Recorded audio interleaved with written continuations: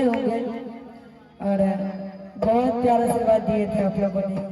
Dealer कोरिया song का नाम था, जो कि बहुत देर से फरमाइश आ रहा है। भैया बहुत देर से फरमाइश कर रहे हैं, कम से कम 2 लाइन गा दीजिए सर जी। तुम गा के सुनाएंगे, अच्छा लगेगा तो ताली के साथ जरूर दीजिएगा। ये कहना है कि आगे मोदी जी भेजल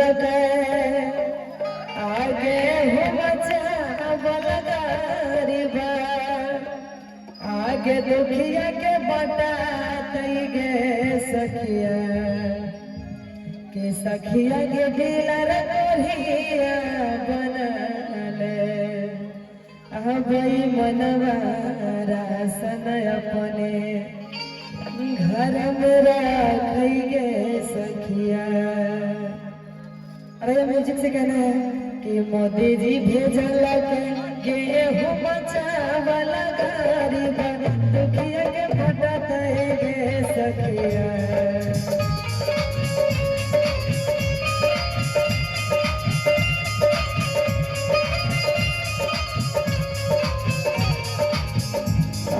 मोदी जी भेजल गेहूं बचावला गरीब दुखिया के फटत गे सखिया के सखिया के दिलर तोहिया बनले जय मनवा घर में रखिए सखिया सखिया के दिलर तोहिया बनले जय मनवा घर में रखिए सखिया।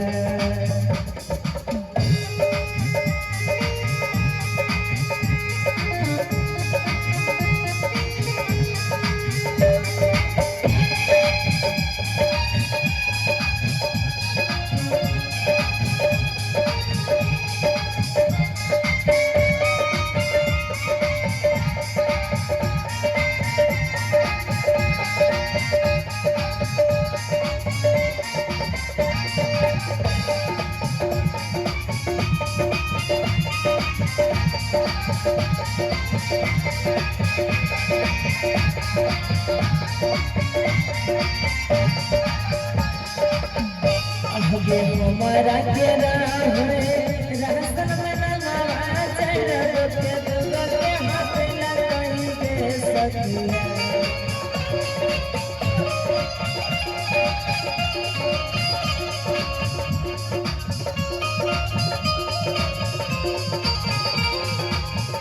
हमारा के राह रास्ता में नवा चढ़ के दुगो के हाथ लगाई गे सखिया के सखिया के दिलर तोहिया बनले जय मनवा रासन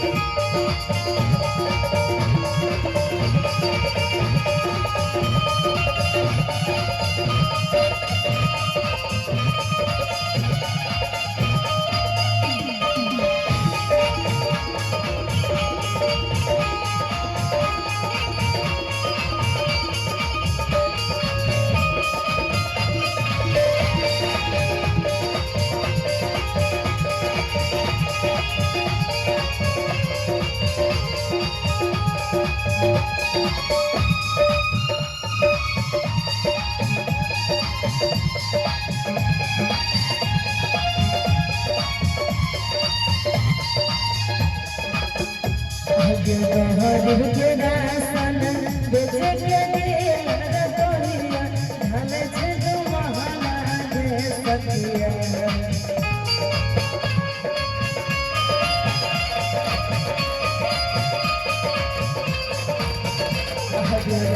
के रासन बेचे के दिलर तोहिया धन छे दो महला गे सखिया के सखिया के दिल मसीह मदी ओ झटका है